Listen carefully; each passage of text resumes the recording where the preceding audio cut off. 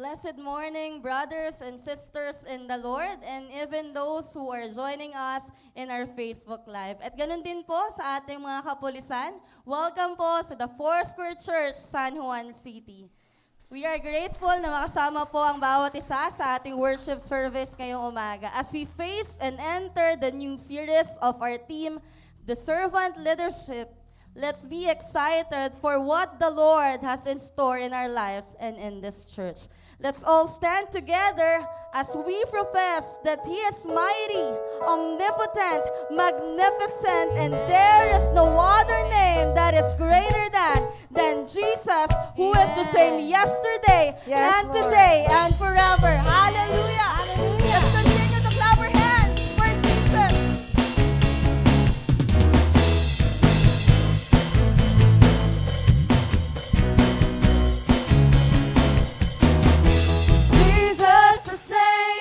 Yesterday, today, and forevermore. No other name that can save, deliver, and restore. Oh, Jesus the same.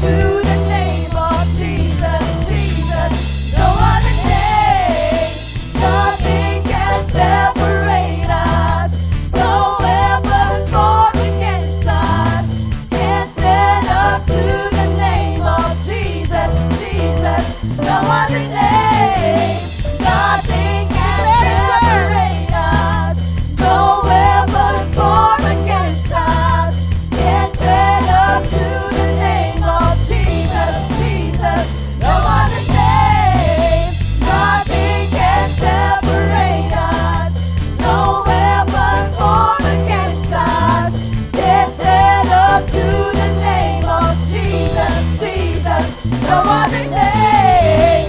Nothing can separate us.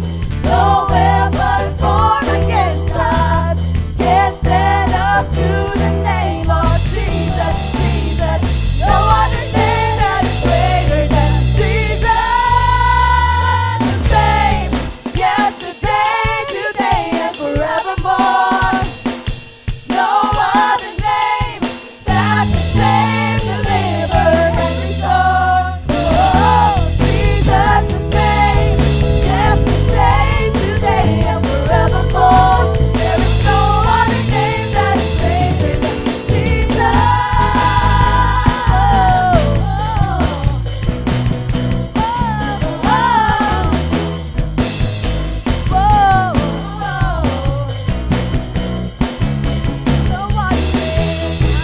Hallelujah, Lord. That's right. There is no other name, Lord, that will be lifted up, Lord, But the name of Jesus. but you alone. Hallelujah, Jesus. No one can separate us, Lord, from your love for your people, oh God. Hallelujah, Lord. And there is no other name that will be lifted up in this church but your name alone. Hallelujah. We acknowledge and recognize your presence in our midst this morning, oh God. And as we continue to worship you, we will proclaim your righteousness, your greatness, and your love and kindness in our lives, Lord. Oh Jesus, be enthroned and exalt in the praises of your people. Hallelujah. The splendor of the King, clothed in majesty, let all the earth rejoice, all the earth rejoice, the people of the Lord. He wraps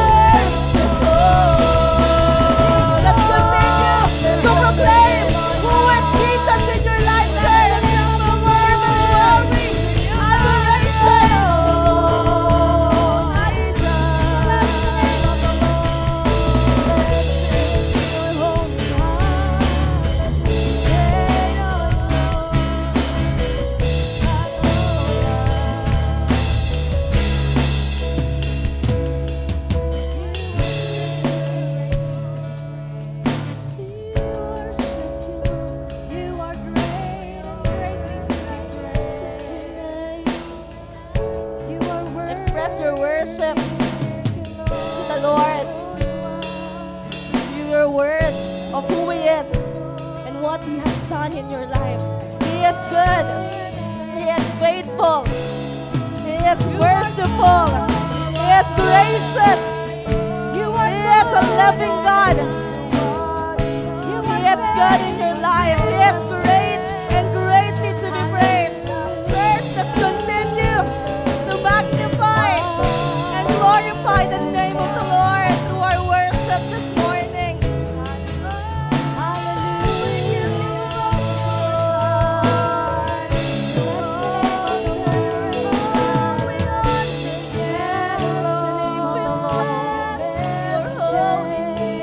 You are faithful, you are good, the King of Kings.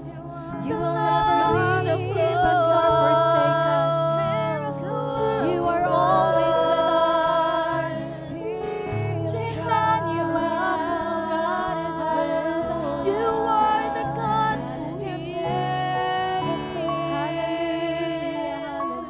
Jehovah Shalom, the Prince of Peace.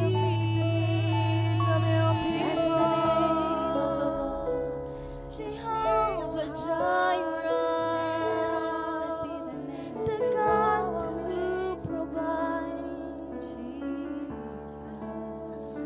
Oh, you are our everlasting God, the ever-living Father. Hallelujah, Lord. We acknowledge, Lord, that you are is living in us, Lord. That you are in us, that you are with us, Lord. And for all the things that you have done in our lives, Lord. Truly, Lord, that you are worthy of our worship. You are worthy of our praises this morning, Lord. And because of that, Lord, we will exalt you. We will magnify your holy name, Lord. As we continue to worship the name of the Lord, as we continue to proclaim who He is in our lives.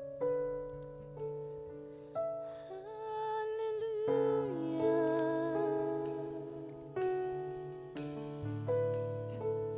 You are holy, holy God. The whole earth is filled with your glory, Lord. Hallelujah. Where the presence of the Lord, there is victory. Where the presence of the Lord, there is peace. Where the presence of the Lord, there is love. Hallelujah, Lord. We continue to worship your name, O God. Hallelujah, Lord.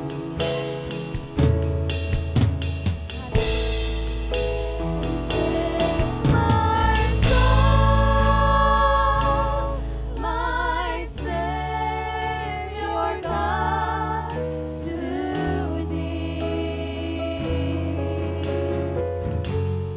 How great thou art! How great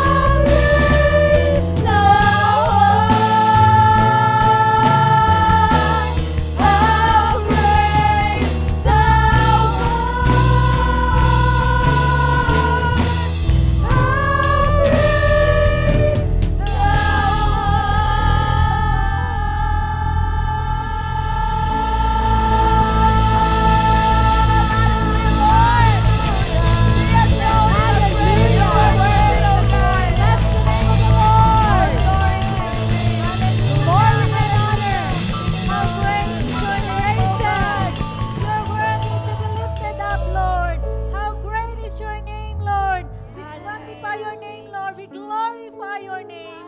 Hallelujah, Jesus. Hallelujah.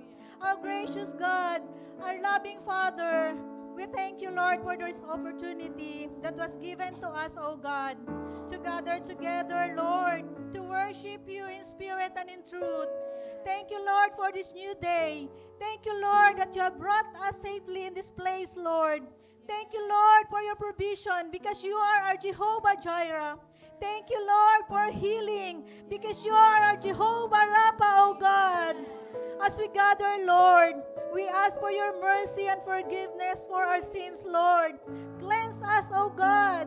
Help us, O God, na makapag-focus kami, Panginoon, sa aming worship, O God. Setting aside, Lord, all our worries, O God.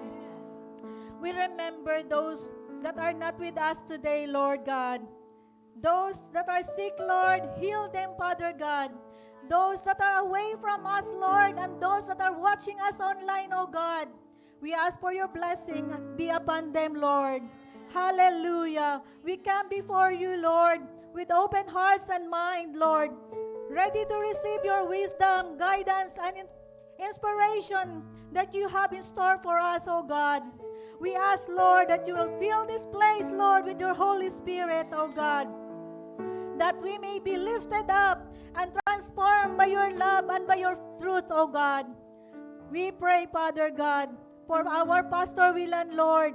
Cover him with your precious blood, O God, as he share your word. Grant him, Lord, the wisdom, strength, and anointing, O God. Let your Holy Spirit move and speak to us, O God, this morning. Help us, Lord, to listen your word with reverence and obedience, O God, as we experience your presence in our lives, O God. Hallelujah, Jesus. As we continue our service, Lord, fill us with your unlimited joy and move and make us refresh, O God. And everything, O God, we will do today, this morning, Lord. Glorify your holy name, O God. We worship you because you are our God forever. We give you back all the praise and adoration in Jesus' name. Amen. Amen, amen. Malakas nga pong palakpak para po sa Panginoon at kayo po ay makakaupo na. Magandang umaga at mapagpalang umaga po sa inyong lahat.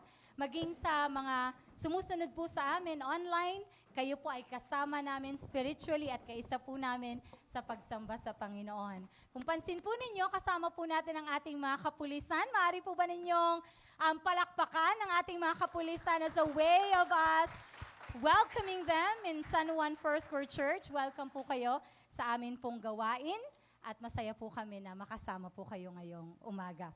So, kung kayo po ay nakakuha ng ating Sunday Bulletin as always, make sure na kayo po ay merong kinukuhang bulletin every Sunday because dito po nakalagay lahat po ng activities ng ating church. And aside from that, this is an opportunity for you to minister to the church personally sa pamamagitan po ng inyong pananalangin. Maari po ninyong ipanalangin sa inyong personal devotion ang atin pong mga gawain sa iglesia. So samahan niyo po ako sa atin pong mga announcement. Ngayon po ay month of October at ano nga po ang ating theme? Can you read it from your Sunday Bulletin, please?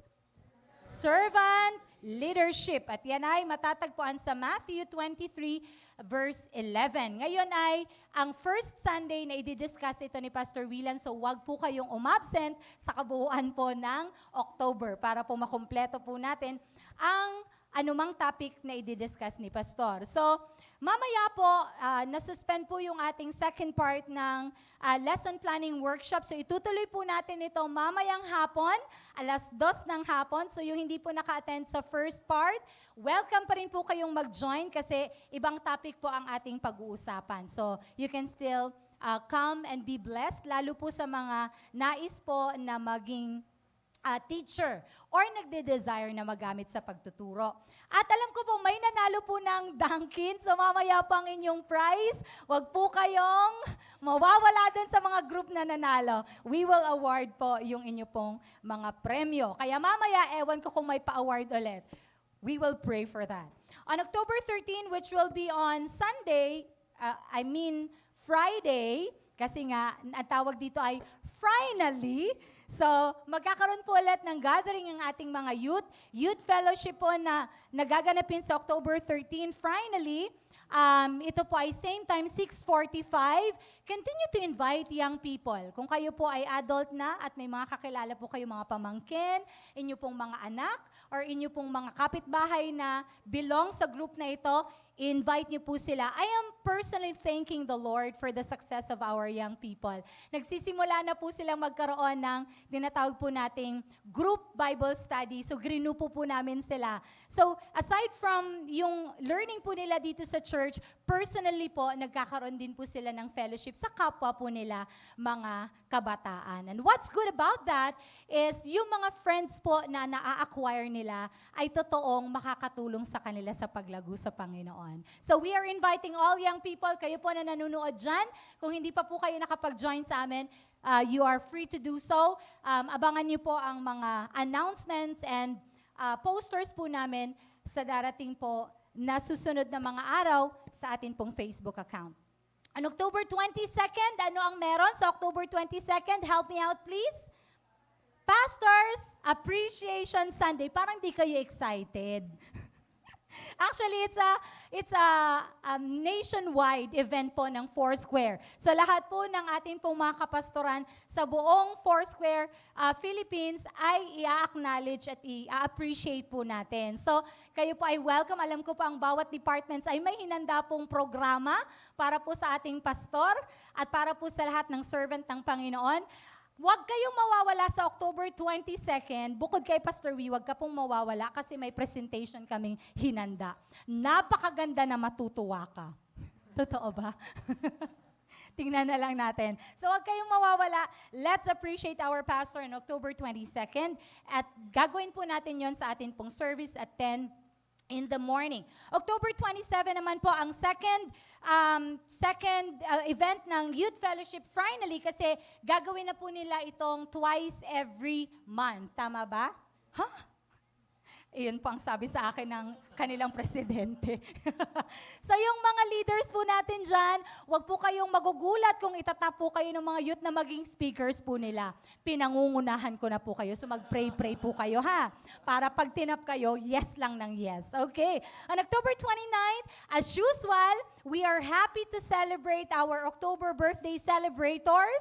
So wag niyong imimiss na magpalista kay Sister Casey ang ating sa church secretary para naman mabigyan kayo ng token. Hindi nyo sinisingil na, bakit wala ako? Ayan. So magpalista po kayo kung kayo po ay birthday celebrator ng October at sa ganun po ay kayo po ay mapag-pray din ng atin pong pastor.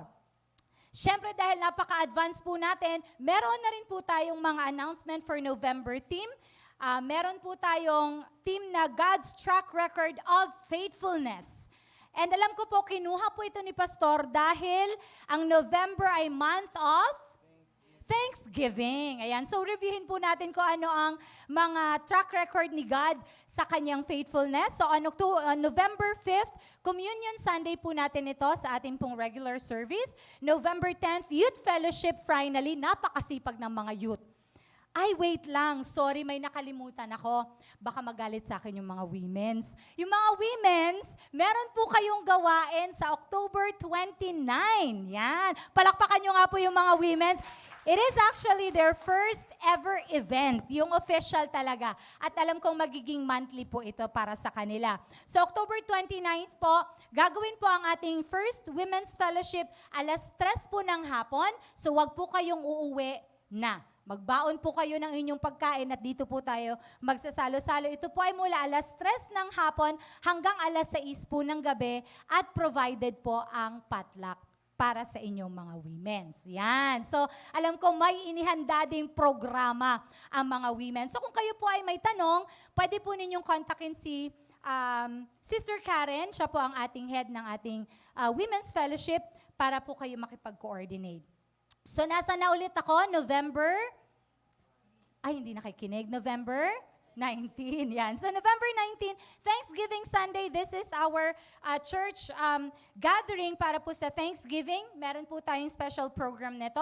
November 24th, Youth Fellowship again on for the finally. November 26th, the November birthday celebrators.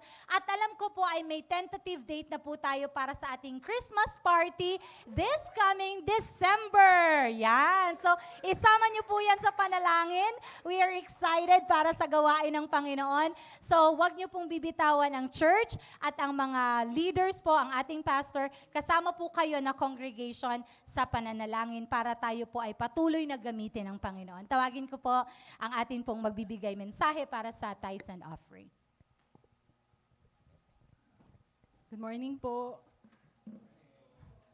Sa pagpasok po ng October, meron po tayong bagong theme. Yun po yung servant leadership. And as we get excited po para sa bagong theme na ito, mas maging excited po tayo sa opportunity po na mag-give ng honor and glory sa ating Panginoon sa pagbibigay ng ating tithes and offerings. Kung meron po kayong Bible, please open your Bible sa 1 King, chapter 17, verses 8 to 16. Then the Lord said to Elijah, "Go and live in the village of Zarephath, near the city of Sidon. I have instructed a widow there to feed you." So he went to Zarephath. As he arrived at the gates of the village, he saw a widow gathering sticks and asked her, "Would you please bring me a little water in a cup?" As she was going to get it, he called her, "Bring me a bite of bread too." But she said, "I swear by the Lord your God that I don't have a single piece of bread in the house, and I have only a handful of flour left in the jar and a little cooking oil in the bottom of the jug. I was just gathering a few sticks to cook this last meal, and then my son and I will die." But Elijah said to her, "Don't be afraid. Go ahead and do just what you've said, but make a little bread for me first. Then use what's left to prepare a meal for yourself and your son. For this is what the Lord, the God of Israel, says. There will always be flour and olive oil left in your containers until the time when the Lord sends rain and the crops grow again." So she did as Elijah said, and she and Elijah and her family continued to eat for many days. There was always enough flour and olive oil left in the containers, just as the Lord had promised through Elijah. This story teaches us po to trust and obey. Marami pong mga kwento sa Bible na nagsasabi tungkol sa trust and obey. Pero bakit po ba natin ino-obey yung word, yung salita ng Panginoon? Kasi po, sa salita po ng Panginoon, sa word po ng Panginoon, makikita po natin yung hope na kailangan natin, yung guidance po na hinahanap natin, at yung provision po na gusto natin. We have to trust the Lord that He will provide sa paraan po na gusto niya, hindi po sa gusto natin. We have to trust God's plans dahil po, di ba sinabi po sa Jeremiah 29 verse 11 na yung plano po ng Panginoon is greater than us. Yun po yung hindi niya tayo pababayaan at hindi niya po tayo iiwan kahit kailan. Hindi ko na po, personally po, hindi ko na challenge yung Lord na pag nagbigay ako ng tithes, Lord, ibibigay mo sa akin yung ano. Kasi tested na po proven and tested na po ang Panginoon na siya po yung God po na pinipraise natin is a promise-keeping God. So hindi na po natin kailangan yon na i-challenge siya. Rather than challenging the Lord, i-challenge po natin yung sarili natin na manatili po tayong faithful sa pagbibigay po ng ating tithes and offerings. Tapos hintayin po natin, mag-trust po tayo sa gagawin ng Panginoon kasi po hindi natin pwedeng i-limit na yung blessing po na ibibigay ni Lord sa atin is just financially. Marami po siyang aspect, pwede po siyang health restoration, pwede po siyang protection, hindi lang po sa atin, kundi sa mga family and friends natin. Marami po siyang aspeto. So, patuloy po tayong magbigay, patuloy po tayong sumunod, tapos maging excited po tayo sa kung ano po yung gagawin ng Panginoon sa buhay natin. So, let's pray po. Father God, we thank you, Lord, for the opportunity that we can honor and give glory to you, Panginoon, by giving our tithes and offerings. Thank you, Lord, for the opportunity, Panginoon, na tumayo po sa harapan mo because you have provided for our needs, O God. Lord, I pray, Panginoon, na tanggapin mo itong mga offerings na ito, Panginoon, at gamitin mo po ito sa ikalalago ng iyong simbahan. Salamat po sa iyong faithfulness, sa iyong mga pangako. At Lord, patuloy mo pong tugunan at i-bless, Panginoon, yung mga magbibigay. Bless them mightily in all aspects of their lives, Panginoon. At pagpalain mo po yung mga giver at saka po lahat ng mga kailangan nila, ikaw po, Panginoon, yung magpo-provide. Maraming salamat po, Lord, for the opportunity to give you our tithes and offerings, Panginoon. And we give you back all the praises, glory, and honor in Jesus' mighty name. Amen.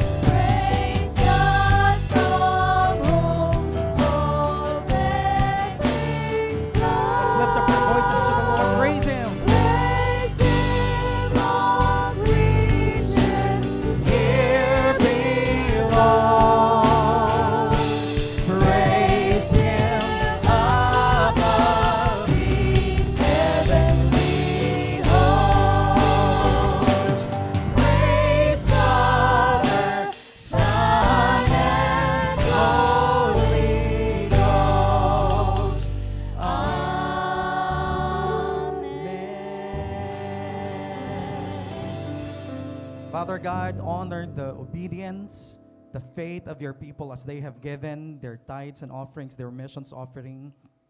Lord, I pray that you would grant the deepest desires of their heart, whatever it is, Lord, more than what they have prayed for, more than what they are expecting and planning, O Lord, more than they can imagine. You are able to do exceedingly abundantly above that we can ask or think, according to the power that is working in us, in the name of Jesus. Would you bless the gifts and the giver in Jesus' name? Amen and amen. The Lord bless you. Sige po, bago tayo umupo ay patuloy po nating ngitian ng bawat isa. We also greet ang mga kasama po natin ngayon, ng mga kapulisan. Once again, palakpakan po natin sila. This is actually the third time that our cops are visiting us. Salamat po na kami po ay nagiging bahagi po ng inyong growth, no? Sa inyo pong values formation. At isa po ako sa mga pastor na umiikot po sa ating mga substation para po magturo sa ating mga kapulisan. So our church po natin is a proud partner of Bless Our Cop program. Okay? So to God be the glory po. So dyan po sa may Station 1, sa Green Hills, sometimes dito po ako sa ating Station 3, dito po sa may Kabayanan, sometimes nasa headquarter naman, kung saan-saan po, kung saan kami kailangan. Ayan po. So last month, ang tema po natin ay yung going back to learning Jesus. Amen? Yung pagkakilala po natin sa Panginoon.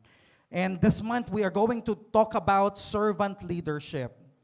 I just want to connect our topic today from the last topic we had last Wednesday, or Sunday and Wednesday. By the way, I'm inviting all of you na every Wednesday po ay meron pong tinatawag na follow-through. Kung ano po yung topic natin ng Sunday, every Wednesday, yun po yung sinususugan po natin. So, dinadagdagan pa po natin. O kaya naman may ibang topic tayong pinapasok para po lalo po nating maintindihan yung ating pong theme for the month. So last Wednesday, we talked about the return of the Lord Jesus Christ. The second coming of the Lord Jesus Christ. Gusto ko pong makita natin itong servant leadership in a bigger picture. Alright? Gusto ko pong makita natin backwards.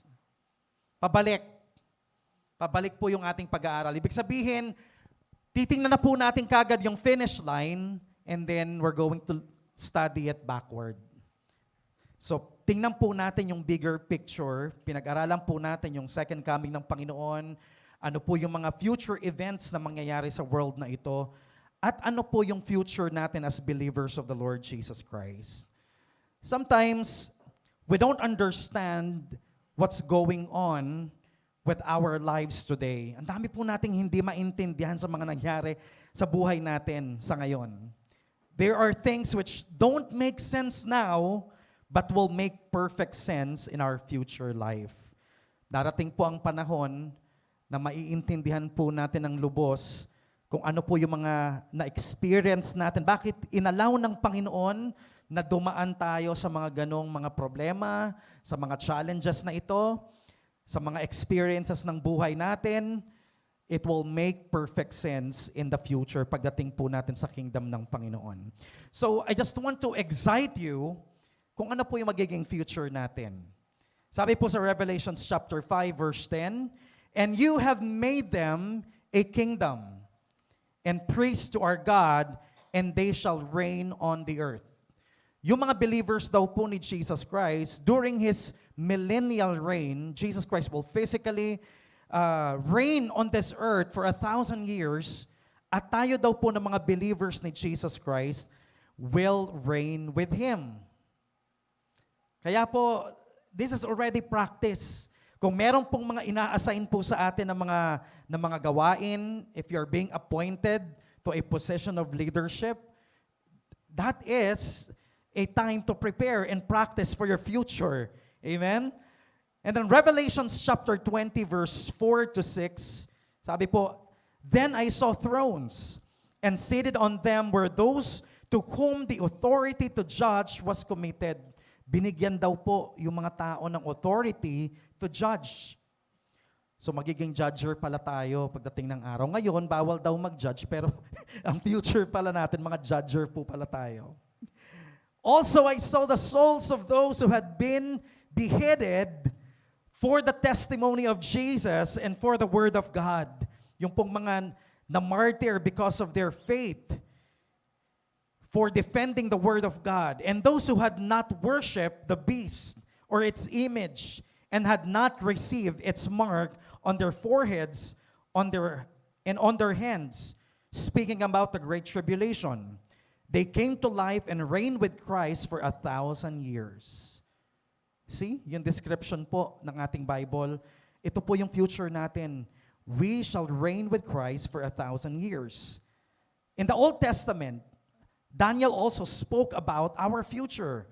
Daniel 7 verse 27 says, "And the kingdom and the dominion and the greatness of the kingdoms under the whole heaven shall be given to the people of the saints of the Most High." Yung pamamahala po sa mga kingdoms ng earth na ito ay ibibigay po sa mga saints. "His kingdom shall be an everlasting kingdom, and all dominions shall serve and obey Him." 1 Corinthians 6 verse 1 through 3. "Or you do not know that the saints will judge the world?" Yung mga saints daw po, tayo po na mga mananampalataya ng Panginoon, na tayo po ay binanal ng Panginoon, the time will come na tayo po ang magja-judge ng world na ito. "And if the world is to be judged by you, are you incompetent to try trivial cases?" Ang context po nito, doon sa Church of Corinth, may mga kapatiran na may mga conflict, yung mga magkakapatid sa Panginoon. And what they're doing is, dinadala po nila yung case nila sa court, sa mga korte ng lugar nila, no? Sa court, sa worldly court. And sinasabi ni Paul sa mga Christians sa Corinth, kayo ang magja-judge ng world in the future. yung mga small conflicts ninyong magkakapatid, hindi nyo kayang ayusin or i-judge. Sabi niya sa verse 3, do you not know that we are to judge angels? How much more then matters pertaining to this life? Dapat practice na tayo. Pero sana po wala pong magkakagulo, mag-aaway o magkakaalitan sa ating church. Oo, para ito po yung ayaw kong i-practice. Yung darating yung panahon na ilalapit sa akin na, Pastor, pagbatiin mo naman kami ni sister o ni brother. Alright? Pero kung meron pong mga ganitong bagay, meron pong wisdom na ibinibigay ang Panginoon for us to judge those things pertaining to this life. 2 Timothy 2 verse 12. If we endure, He will also reign with Him. If we deny Him, He also will deny us. So ang dami pong mga verses in the Bible that speaks about our future, that we are going to be rulers. We are going to assist Christ in His reign on the earth for 1,000 years. Now, hindi lang po tayo magre-reign with Christ, but God is also going to reward us. Meron pong naghihintay sa ating mga pabuya, mga blessings, rewards.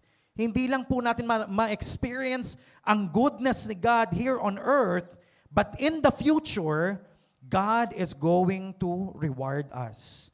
Ano po yung mga i-reward sa atin? But first, let me clarify this, no? We are not saved by good works. Hindi po tayo na-save. Or hindi po tayo gumagawa ng kabutihan to earn our way to heaven. Hindi po tayo nagpapakabuti para po makaipon tayo ng ligtas points para ma-save tayo. Hindi po. Ang salvation po natin is not of works. It's by the grace of God. Sabi po sa Ephesians 2 verse 8 to 10. So, let me clarify that we are not saved by good works, but God created and saved us for good works. Kaya tayo gumagawa ng mabuti ngayon, hindi dahil gusto yun yung way natin papunta ng heaven, hindi. Gumagawa tayo ngayon ng kabutihan, nagsiserve tayo sa Panginoon because we are already on our way to heaven. Amen. Ephesians 2 verse 8 to 10. For by grace, yan po yung ating salvation. For by grace you have been saved through faith. And this is not your own doing. It is the gift of God, not a result of works, so that no one may boast. For we are His workmanship, created in Christ Jesus for good works. In the very beginning, in the mind of God, the very purpose kung bakit po niya tayo kinreate at sinave is because God wants us to be fruitful in good works. Tama po ba? Pinag-aralan na po natin ito sa ating optimum fruitfulness, which God prepared beforehand that we should walk in them. Our good works did not save us. Our good works will be rewarded. Yung mabubuting mga bagay po na ginawa po natin, the moment that we accepted the Lord Jesus Christ, lahat po nung paglilingkod at kabutihang ginawa po natin sa ngalan po ng Panginoon, yan po ay may kaagibat na reward sa Panginoon. Revelations 22 verse 12, yung huling chapter ng Revelation, nandun po yung promise na God. Ang sabi niya, behold, I am coming soon, bringing my recompense or reward in other translation, bringing my reward with me to repay each one for what he has done. Dala-dala po na. That's why there's a reason for us to be excited for the coming of Jesus.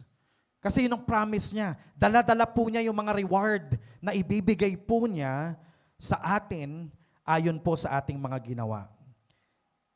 1 Corinthians 3:8, he who plants and he who waters are one, and each will receive his wages according to his labor. Iba-iba man po tayo ng role sa church. Iba-iba man tayo ng giftings, ng talents sa ating expression ng paglilingkod sa Panginoon, we are all one. At darating po ang panahon that we will receive our rewards according to our labor. Kaya sabi mo sa katabi mo, walang lugi sa Panginoon. Opo, walang lugi. Kaya nga sabi sa atin, ini-encourage tayo. Ini-encourage po tayo sa 1 Corinthians 15 verse 58. Therefore, my beloved brothers, be steadfast, immovable, always abounding in the work of the Lord, knowing that in the Lord your labor is not in vain. Amen? Hindi ho nakakapanghinayang na tayo po ay maglingkod at gumawa ng kabutihan sa ating kapwa because our labor is not in vain in the Lord. Hallelujah. Now, so meron tayong yung future po natin, we will reign with Jesus Christ. Our good works will be rewarded. Kailan mangyayari po yan? Dun sa judgment seat of Christ. Alright? Dun sa tinatawag na Bema Judgment of Christ. Ibig sabihin, ira-rapture po yung church. Christ will come, sabi po sa 1 Thessalonians 4, verse 16, 17, and 18, that Christ will descend from heaven with a shout of the archangel and the trumpet blast of God. The dead will Christ will rise first, and we who are alive during His coming will be snatched. Kukunin po tayo ng Panginoon. We will be reunited with the dead saints. Yung mga nauna po sa ating mga mananampalataya ni Kristo, marireunite po tayo. And we're going to meet the Lord in the clouds, and we will be with Him forever. So imagine nyo, pagkuha sa atin ng Panginoon, dito sa lupa, there will be a 7-year tribulation, great tribulation. Now, habang last Wednesday, dinescribe ko po kung ano po yung mangyayari dito sa earth in that 7 years tribulation. That there will be 3 cycles of 7 judgments. 7 judgments of seal judgments, and then 7 trumpet judgments, and then 7 bowls of judgments. 3 cycles of judgments. So, habang naghihirap po yung mga tao dito sa earth, ano po ang nangyayari sa heaven? Dahil kinuha po ni Jesus yung church. In heaven, there will be a awarding ceremony. There will be a wedding in heaven. Yung church po is the bride of Christ. And when we go up to heaven, we're going to be wed. Ikakasal po tayo kay Jesus Christ. And there in heaven, Christ will also reward us. Ang sabi po sa 2 Corinthians 5 verse 10, for we must all appear before the judgment seat of Christ, so that each one may receive what is due for what he has done in the body, whether good or evil. Yung judgment po na ito is not actually judgment for our sins. Let me clarify that. Itong judgment seat ni Jesus Christ, akala ko nung bata ako, ang description ng ibang mga preachers, ipapakita daw ni Jesus, lahat ng buhay mo, parang mapapahiya ka. Kasi lahat ng mga lahat ng mga ginawa mo talaga ipi-play daw sa isang big screen. So mapapahiya ka, hindi po.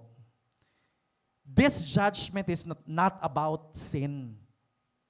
This Bema judgment of Christ is actually ang historical context nito during that time ng mga Greeks and Romans, nung panahon na yon, may Olympics na po. Right? May Olympics na po nung time na yon. So ang ginagawa po, doon sa isang Coliseum, yung mga Roman Emperor, lahat po nung mga gladiators, yung mga naglaban-laban po doon sa arena, yung mga winners will be awarded. Yun po yung picture. Yun po yung historical background nung sinulat po ni Paul, yung 2 Corinthians 5:10, na judgment seat of Christ. It's not about judging or condemning the believers for their sins. Kasi nga, kaya ka nga na-rapture kasi you are already saved. Right? So pagdating sa heaven, it's already awarding ceremony. So ang gagawin po ay ia-award po yung mga ginawa po nating kabutihan. Ia-award po ni Jesus Christ. Romans 14:10, for we will all stand before the judgment seat of God.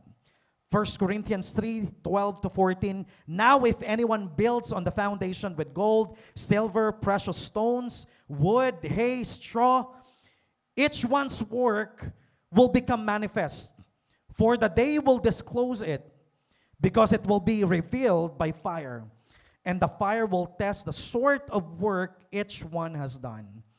If the work that anyone has built on the foundation survives, he will receive a reward. Pero dadaan po sa scrutiny. Lahat po nung ginawa natin ay scrutinize po ng Panginoon. Titingnan po ano po yung naging motive natin, if it's really done for the glory of the Lord. At yung pong mga papasa na mga ginawa natin, those are the things that will be rewarded. That's Revelation po, 14:13. Listen to this. And I heard a voice from heaven saying, write this, blessed are the dead who die in the Lord from now on. Blessed indeed, says the Spirit, that they may rest from their labors, for their deeds follow them. Brothers and sisters, the only thing that you can bring to heaven is really not a thing, but it's your works. Yung mga ginawa po nating kabutihan, yun lamang po ang madadala natin sa heaven. In fact, sabi po doon, your labors, your works will follow you. The service that you rendered to Christ, yun lamang po ang madadala natin sa heaven. Kaya po sabi ni Jesus Christ sa Sermon on the Mount, Matthew 6:20, but lay up for yourselves treasures in heaven, where neither moth nor rust destroys, and where thieves do not break in and steal. It's not saying na wag na po tayo mag-ipon or mag-stop tayo mag-work. Balance po ang Bible.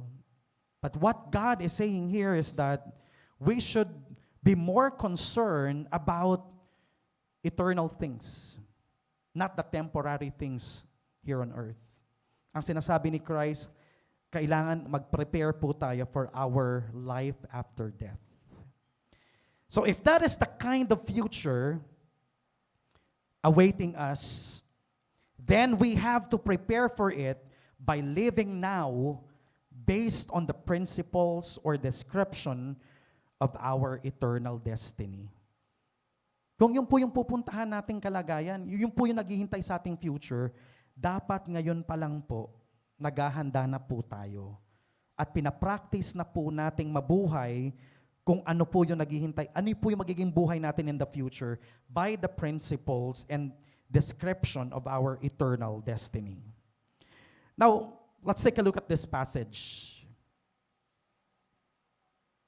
Matthew 20, verse 20-28. This is our main text. Then the mother of the sons of Zebedee, according to traditions, her name is Salome, came up to him with her sons. Ang anak po nito ni Mrs. Zebedee ay si James and John. Magkapatid po sila. So lumapit po siya kay Jesus, and kneeling before him, he asked him for something. And he said to her, "What do you want?" He said to him, "Say that these two sons of mine are to sit, one at your right hand and one at your left, in your kingdom." Jesus answered, "You do not know what you are asking.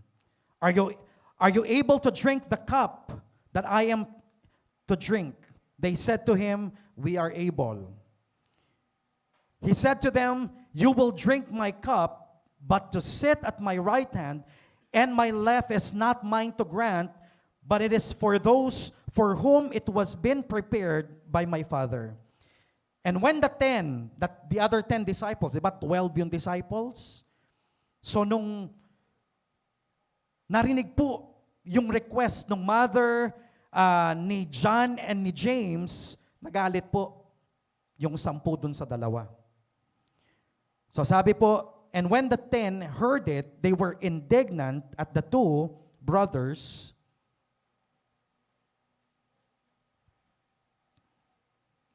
And when the 10 heard it, they were indignant at the 2 brothers, but Jesus called them to him and said, you know that the rulers of the Gentiles lord it over them, and their great ones exercise authority over them. It shall not be so among you. But whoever would be great among you must be your servant, and whoever would be first among you must be your slave. Even as the Son of Man came not to be served, but to serve and to give his life as a ransom for many. Brothers and sisters, in this story, Jesus taught us some principles in order to prepare for our future assignments. Dito po sa talatang binasa natin sa Matthew chapter 20, ay may mga binigay pong principles si Jesus Christ na dapat isabuhay natin at practicein na natin ngayon to prepare us for our future assignments. The disciples were concerned about their future position in Christ's kingdom. Kasi alam po nila na si Jesus Christ yung Messiah. Kaya ang lagi nilang concern, ang lagi nilang tanong ay kailan i-establish ni Jesus yung kingdom of God? Because during the time, masabi nga po natin, nung si Jesus Christ ay nandito, nasa under sila ng Roman Empire. That's why yung hope nila for the coming of their Messiah is so high. During the time, lahat po sila, ang dami pong mga tao ang nagpipray, ang nag-hope na sana dumating na ang Messiah during their time to deliver them from the Roman occupancy, from the rule of the Roman regime. Nung akala po nila, nung nakita po nila si Jesus na yun na po yung mga signs ng coming of the Messiah, concerned po sila na sa kingdom ni Jesus Christ, ano po ang magiging papel nila? Ano po ang magiging position nila? Position of honor. The disciples were concerned about their future position in Christ's kingdom, not just James and John, but even the rest of the 10 disciples, as to why they were angry to the 2 brothers. Kaya rin nagalit yung 10 eh. Kasi bakit sabi na, una-una na tong 2 to, ginamit pa yung nanay nila para lumapit kay Jesus Christ, mag-request kay Jesus. Pero actually, lahat sila may desire. Lahat po sila, they're looking forward for a position of honor in the kingdom of Christ. But the question is, what was their idea of authority, of greatness, of leadership? Kasi, hindi naman ni-rebuke ni Jesus Christ yung mga yung nanay, na masama yung sinasabi mo, masama yung tinatanong mo sa akin. Diba? In-entertain ni Jesus Christ yung question. Diba? Pero, may correction siyang ginawa. Bakit? Iba kasi ang definition ng mga disciples, what is authority, what is greatness, what is leadership. Perhaps it's what they see in the world. Yung definition nila ng leadership, ng greatness, ng authority, yung po yung konsepto ng sanlibutan, kung ano po yung nakikita nila during their time. Being in the setting of empires, kings, governors, religious leaders, ito po yung konsepto ng greatness, ng leadership sa isip ng mga disciples. Jesus answered and corrected their idea. In verse 25 and 26, sabi po ni Jesus, you know that the rulers of the Gentiles lord it over them, And their great ones exercise authority over them. Tas sabi niya, it shall not be so among you. Sabi niya, alam nyo na yung mga pinuno ng mga Gentiles, ng mga hindi Hudyo, they exercise authority over their subordinates. Their great ones exercise authority over their people. Katulad ng emperor. Katulad ng governor. Pero ang sabi ni Jesus Christ, if that's the kind of leadership in the world, sabi ni Jesus Christ sa mga disciples niya, it shall not be so among you. Hindi iyan ang klase ng leadership sa kingdom of God. But, in contrast, ano pong sabi ni Jesus Christ sa verse 26 and 27? But whoever would be great among you must be your servant. Kung sa sanlibutan, yung pinakamataas, yun yung nag-exercise, yun yung bossing. Siya yung pinakapinuno nag-uutos, nag-exercise ng authority sa mga subordinates niya. In the kingdom of God, it's different. Kung sino daw po yung nagde-desire to be great in the kingdom of God, must be your servant. And whoever would be first among you must be your slave. Actually, yung dalawang statement po na yon ay tinatawag po nating parallel. Inulit lang po in a different form. But the idea is the same. Kung sino raw po yung gustong maging mataas, manguna, maging dakila, in the kingdom of God, siya dapat yung maging aba, yung maging servant, siya yung maglingkod, siya yung maging alipin. The right way of leading and being great in Christ's kingdom is servanthood. Amen? Yung pagiging pinuno po at pagiging dakila sa kingdom ni Christ is servanthood. Kung titingnan nyo po, parang contradictory, no? Yung dalawang words. Leading, servant. Leader ka, servant. Magkaiba, no? Kontra. Ang tawag po ng Bible dyan ay paradox. Kabalintunaan. Let's say, for example, another one is, lose your life and you will save it. Be last to be first, at ito po, to be great is to be a servant. In the kingdom of God, kabaliktaran. Sa earth, tayo, gusto natin, we want to climb the ladder of success of the organization to be great, to be top, to be the bossing, to be the leader. Pero kay Jesus Christ pala, sa kingdom ni Jesus Christ, pababa. If you want to be great, hindi pa akyat ang daan, pababa. Alright? Jesus gave Himself as an example. Doon po sa last verse, sabi po niya sa verse 28, even as the Son of Man came not to be served, but to serve. To give His life as a ransom for many.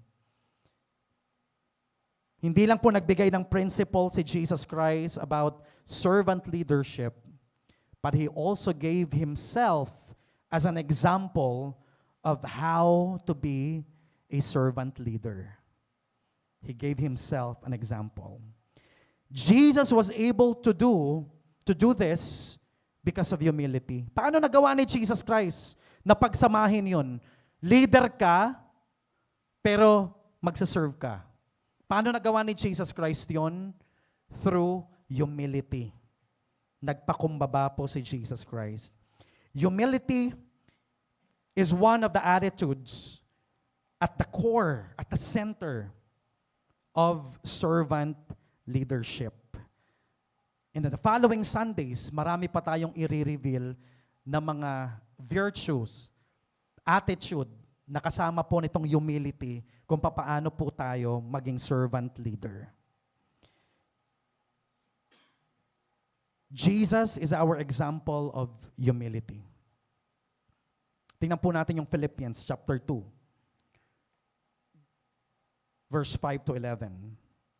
Have this mind among yourselves, which is yours in Christ Jesus, who, though he was in the form of God, or in other translation, being in the nature God, did not count equality with God a thing to be grasped, but emptied himself by taking a form of a servant, being born in the likeness of men, and being found in human form, he humbled himself by becoming obedient to the point of death, even death on the cross. Therefore God has highly exalted him and bestowed on him the name that is above every name. Yung po yung kinakanta natin kanina. So that at the name of Jesus, every knee should bow in heaven and on earth and under the earth, and every tongue confess that Jesus Christ is Lord, to the glory of God the Father. Ito pong passage na to in Philippians 2, 5 to 11, ito po yung humility and exaltation ni Jesus Christ. Pinakita po dito yung pagpapakumbaba ni Jesus Christ. To define humility in this context, in this passage, humility here is being in a high position. Imagine niyo po, ano pong position ni Jesus Christ dito? Sabi niya, though he was in the form of God, in his very nature God, imagine nyo, creator of heaven and earth. Yung po yung position niya dito. But Christ was willing to live that position. Willing siyang iwanan yung kanyang trono to set aside his glory, not to use the privileges of his lofty position to assume the lowest position on earth of being a servant. Yun pong ibig sabihin ng humility dito. Na kay taas-taas ng posisyon ni Jesus Christ, pero hindi po niya pinanghawakan, hindi siya kumapit doon sa kanyang posisyon o trono. He was willing to leave his throne, to set aside his glory, not to use the privileges of his lofty position. At ang ginawa po niya nung napunta po siya sa earth, he took up a form of the servant. Naging katulad po natin siyang tao. Imagine nyo, God, naging tao. Saan ba tayo gawa? Di po ba sa alabok? Imagine nyo po yung humility, yung sobrang pagpapakumbaba ng Diyos na inabot ho tayo. Naging tao po siya. At hindi lang po naging tao. Kung ano ang pinakamababang trabaho dito sa earth na ito, yun ang ginampanang papel ni Jesus Christ. Jesus is not only God's servant. Hindi lang po si Jesus ay servant ng Father, as prophesied in Isaiah 42. But Jesus also served humanity. Yung po yung sinabi niya, na dumating po siya hindi para paglingkuran, kundi dumating po si Jesus to serve us. To serve the world, to serve humanity.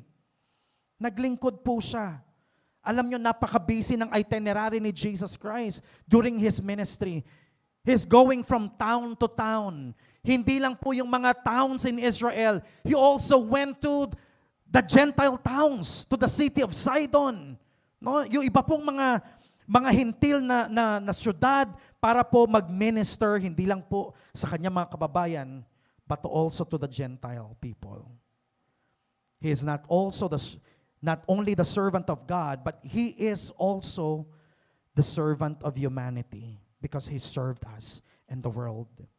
At alam niyo po, Jesus continues to serve us by interceding for us from heaven. Hanggang ngayon, si Jesus Christ, seated at the right hand of God in majesty, He is praying for you.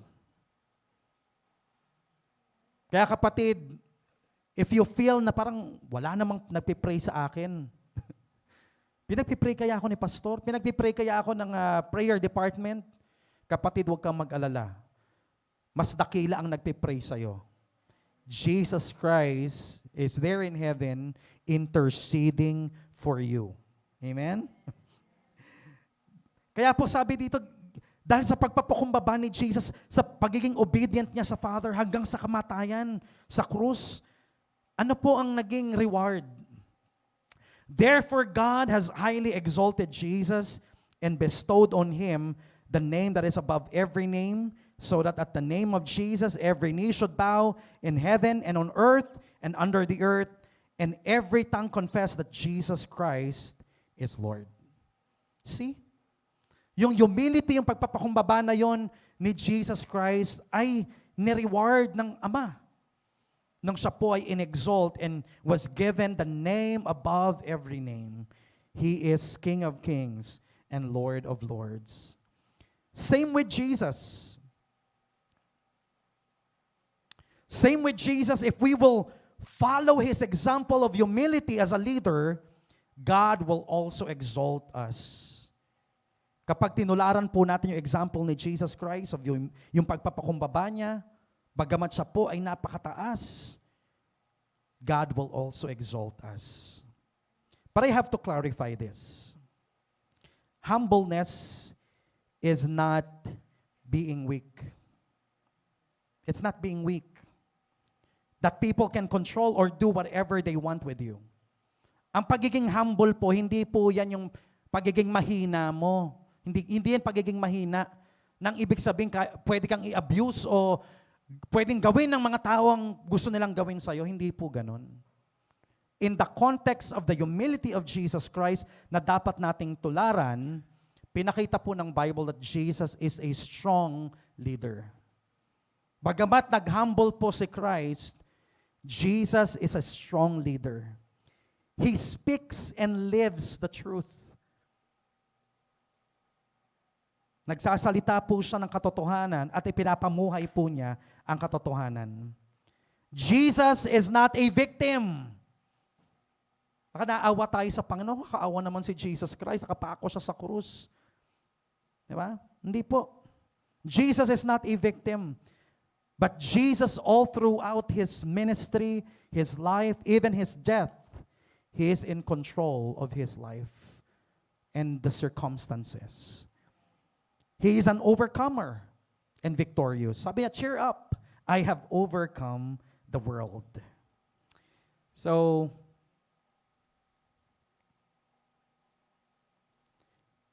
sabi po,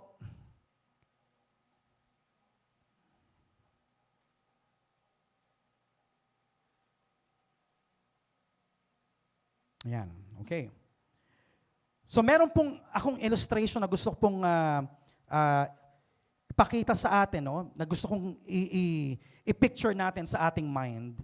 Yung pong pyramid, triangle, no? Yung idea ng world sa leadership ay parang triangle po na nakatayo. Hindi ko yata naisama dito, no? Triangle na nakatayo.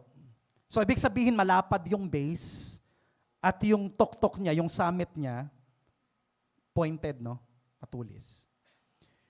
Kung ganun po yung pattern ng leadership, ibig sabihin, yung nasa bottom part ng triangle, ng pyramid, yun po yung pinakamababang posisyon.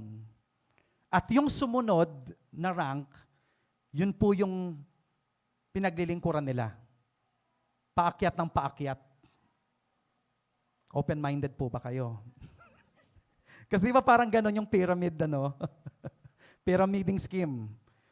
Yung yung pinaka-bottom, yun yung magsaserve dito sa nasa taas.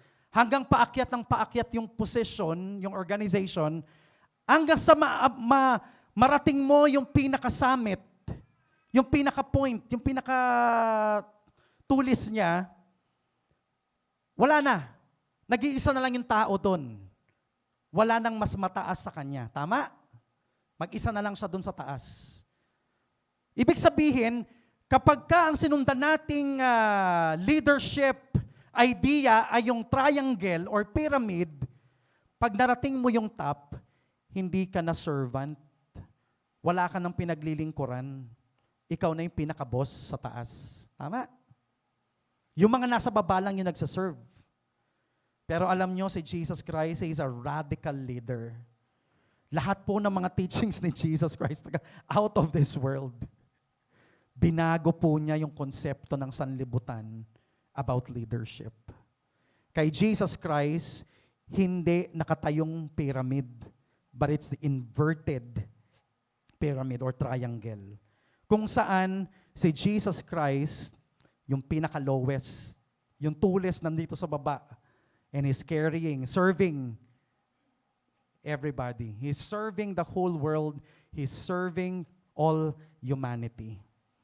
Kaya alam nyo po, kapag na-picture natin na ganun po ang serving, ang greatness ng way to greatness sa kingdom ni Lord ay pababa, hindi po paakyat. The closer you get to the bottom, to Jesus, remember, si Jesus po yun, nandun sa pinakatulis, pero inverted triangle.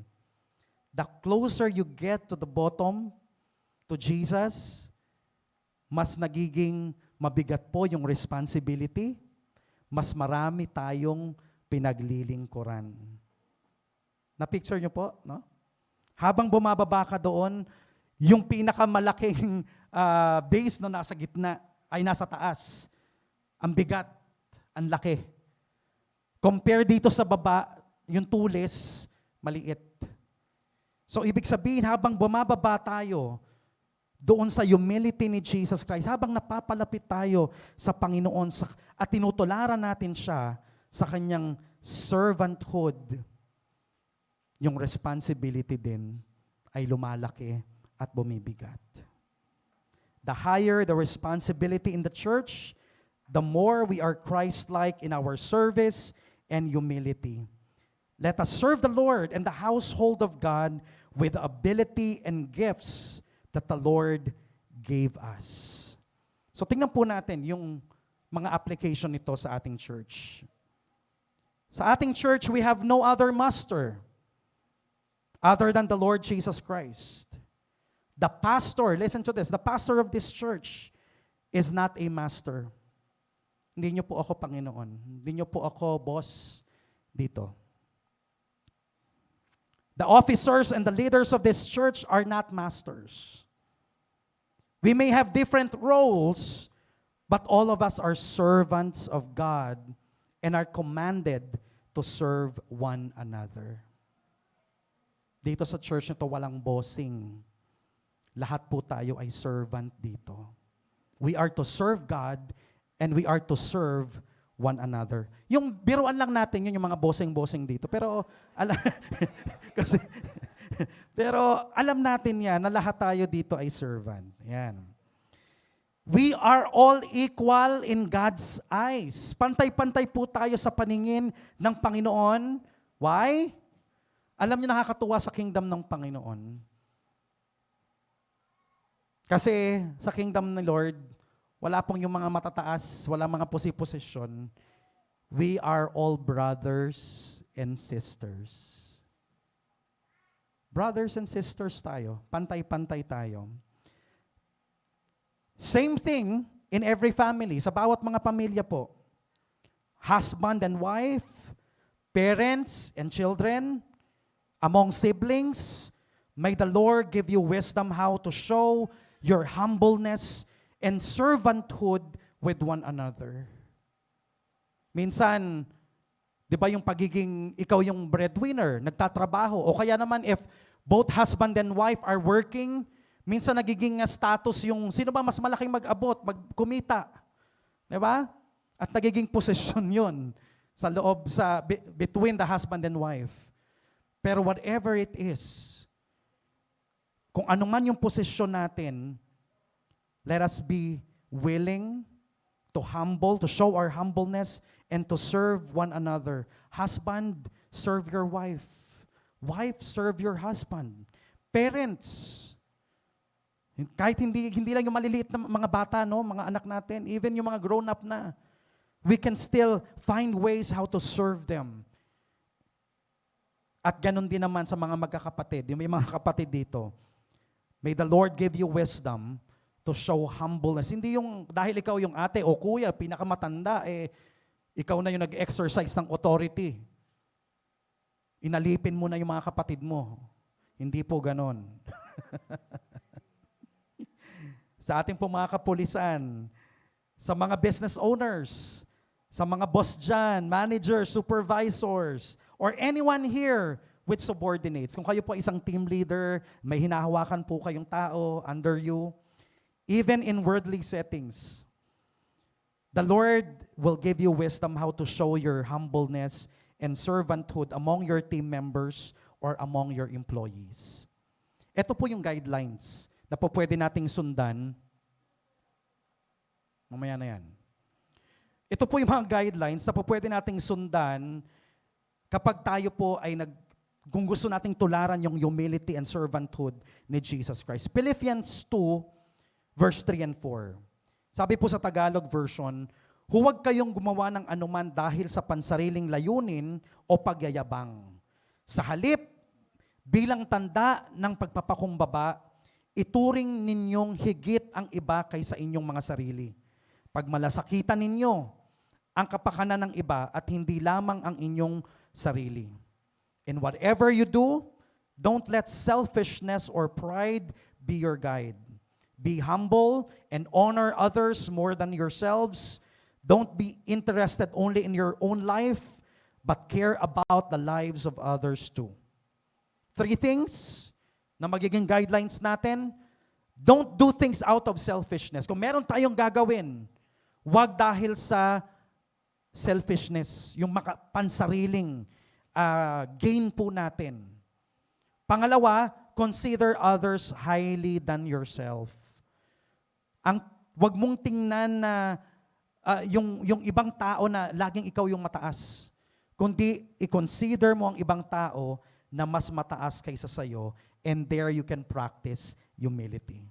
Kaya ako po, lagi kong tawag sa mga, kahit sa tricycle driver, boss, sir, amo. Pabiro, pero ibig sabihin nakakagaan. Diba? Consider others highly than yourself. And then the last one, think of the welfare of others and not yourself only. Hindi po masama na isipin natin yung ating kapakanan, yung ikabubuti natin. Pero if you want to serve and to be humble, wag lang puro sarili natin ang isipin natin. Isipin din po natin yung ikabubuti ng ating kapwa. Finally, kung sino man ang kumukontra sa pagpapakumbaba at paglilingkod ay kumukontra sa salita ni Kristo. Kung sino ang kumukontra sa salita ni Kristo ay kalaban ng langit. Familiar? So, ayan po. Kapag against po tayo sa pag-serve at pagiging humble, we are against the word of Christ. Kasi yung pinag-aaralan natin, it's the word of the Lord Jesus Christ. At kung tayo po ay kontra sa salita ni Kristo, kalaban po natin ang langit. And don't forget, yung rule ng heaven, kung sino man ang laging tandaan, ang nagmamataas ay ibababa at ang nagpapakumbaba ay itataas. So, mas madaling tandaan, kanina pyramid mas madaling tandaan yung ice cream, yung cone ng ice cream. Pag nakita nyo yung ice cream na yan, yung cone, ang isipin nyo, that's the way of serving the Lord Jesus Christ. Nandun tayo sa baba. Amen? At kapag natuto tayong mag-serve, mag-humble, balang araw, yung cone na yan ay magkakaroon ng ice cream on top. Meron pang cherry in our future state, in our future blessing, rewards. Amen. Palakpakan po natin ang Panginoon. Let's all stand up as we close in prayer. Bago po tayo mag-close in prayer, let's pray for our beloved cops. At pag-pray po natin yung kanilang safety, pag-pray po natin yung kanilang naingatan po sila ng Panginoon, and even yung kanilang mga pamilya. Alam nyo po, sobra po ako nakarelate sa kanila, no? Karamihan po sa mga pulis natin, yung mga pamilya po nila, sometimes sa province, hindi po nila kasama. They are battling so many things. Hindi lang po yung kriminalidad sa ating komunidad. That's why kailangan po nating tanggapin na tayo po ay partner ng mga pulis. In their kasimbayanan, the PNP, the church, and the community, partners po tayong lahat. Magtutulungan po tayo. Hindi po kaya ng kapulisan. Yung sinasabi, yung order po na ipatupad yung batas and to maintain the peace and order sa ating mga community. Kailangan po natin silang ipanalangin, kailangan po natin silang tulungan. Kaya po yung ginagawa po nating pangangaral ng salita ng Panginoon, it's our way of serving the community para makilala po ng Panginoon. Makilala po ng mga tao ang Panginoon. Kasi kapag nakilala ng mga tao si Jesus Christ, pag may Jesus sa puso ang mga tao, di ho gagawa ng krimen yan. Di ho gagawa ng masama yan. Tama po ba? Sino pong kriminal dito sa mga members ng church natin? Wala, di ba? Nagkakasala. We are not perfect. Pero kung meron pong mahahanap ng mga tao na law-abiding citizen, mga Christians dapat. Tama po? Tayo po yun, yung mga law-abiding citizens. So let's pray for them. Kung katabi niyo po yung mga pulis natin, can you lay hands on them? Extend your hands on them as we pray for them right now. Heavenly Father, we give you praise, we give you glory for this opportunity, Lord, to serve our men and women in uniform. We love them, Lord. Ano man, Panginoon, yung mga negatibong mga image na nasa kaisipan ng mga tao because of some of them, Lord, inaalis po namin yon, Panginoon. Inaalis po namin yon. Inaalis po namin yung mga negatibong imahe, kaisipan, Panginoon, sa mga kaibigan naming pulis na ito, Panginoon, so that we can serve them effectively. Hindi po namin i-generalize, Panginoon, yung mga nakikita namin sa news. But Lord, patuloy po naming susuportahan ang departamento ng PNP. Patuloy po naming ipapanalangin, Panginoon, ang kanilang bureau, Panginoon. Dalangin namin, O Diyos, sa ingatan mo po sila every time, Lord, that they are on duty. Alam namin, Panginoon, na yung isang paan po nila ay nasa kapahamakan. Every time na nagre-responde sila, Panginoon. Kasama po yan sa mga sinumpaan po nila sa kanilang tungkulin. But we pray, Lord, that your presence will go with them every day as they perform their duty. We also pray for their families, O Lord. Kung malayo po sila sa kanilang pamilya, Panginoon, take care of their family, their wife, their children, Panginoon, yung mga loved ones nila. Ingatan mo din po, Panginoon. Ano man ang pangangailangan nila, O Diyos, lalo na po financially, O Lord, God, supply all their needs according to your riches in glory in Christ Jesus. Panginoon, lahat po ng pangangailangan nila, ng kanilang mga anak, Lord, isupply niyo po in the name of Jesus. And give them, Lord, that courage, that fear of God, na sa kanilang pagsunod, Panginoon, pagtupad sa kanilang tungkulin, Panginoon, hindi po sila masway ng anumang evil thoughts, anumang evil thing, Panginoon, sa kanilang paligid. But Lord, they will walk uprightly according to the law, Panginoon, according to the mandate given to them in the name of Jesus. Father, always envelope them with your precious blood. And we speak blessings, Lord, to this men and women in uniform, our peacekeepers. Hallelujah. Pinapagpala po namin sila, Panginoon. And we thank you, Lord, for this opportunity na nakaulayaw po namin, nakasama po namin sila. We give you praise, Lord. We give you glory. Amen. And Lord, as we depart from this place, tinataas ko po ang aking mga kapatirang ito, Panginoon, na isa puso po namin, Panginoon, ang mga aral na napakinggan po namin sa umagang ito. That in whatever capacity, Lord, in our gifts, talents, Panginoon, mag-serve po kami sa iyo, Panginoon. Mag-serve po kami with one another. Lord, ito po yung paraan, Lord God, na nais mong makita sa amin. Ito po yung buhay na nais mong makita sa amin. That we are loving one another, serving one another, caring for one another, so that the world may know that we are your disciples. Panginoon, I bless the husband and wife. Lord, I bless the parents and the children. I bless, Lord, the siblings. I bless, Lord, yung may mga business owners. Lord, I bless yung may mga positions sa kanilang mga trabaho, Panginoon. Na leader po sila. I pray na lagi po nilang maisip, Panginoon, yung humility and leadership ni Jesus Christ. At bigyan mo po sila ng wisdom to practice that in their workplace, in their school, in their home, wherever we are, Panginoon, in the name of Jesus. May we be guided, Lord, by your truth and by your word. And I declare this blessing. The Lord bless you and keep you. The Lord make his face to shine upon you and be gracious to you. The Lord lift up his countenance upon you and give you peace. In Jesus' name, amen and amen.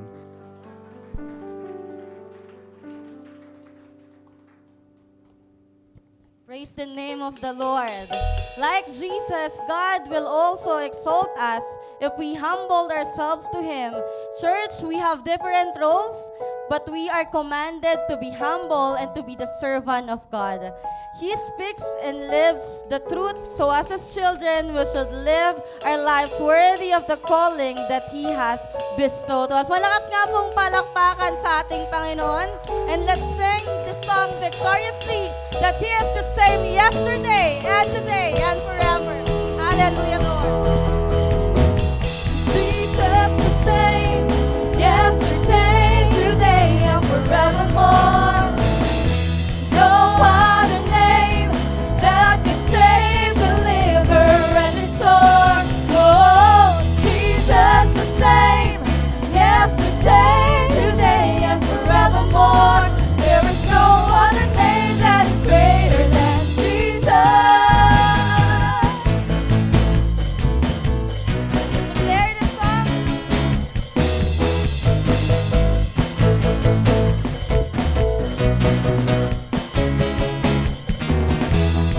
Excellent, magnificent.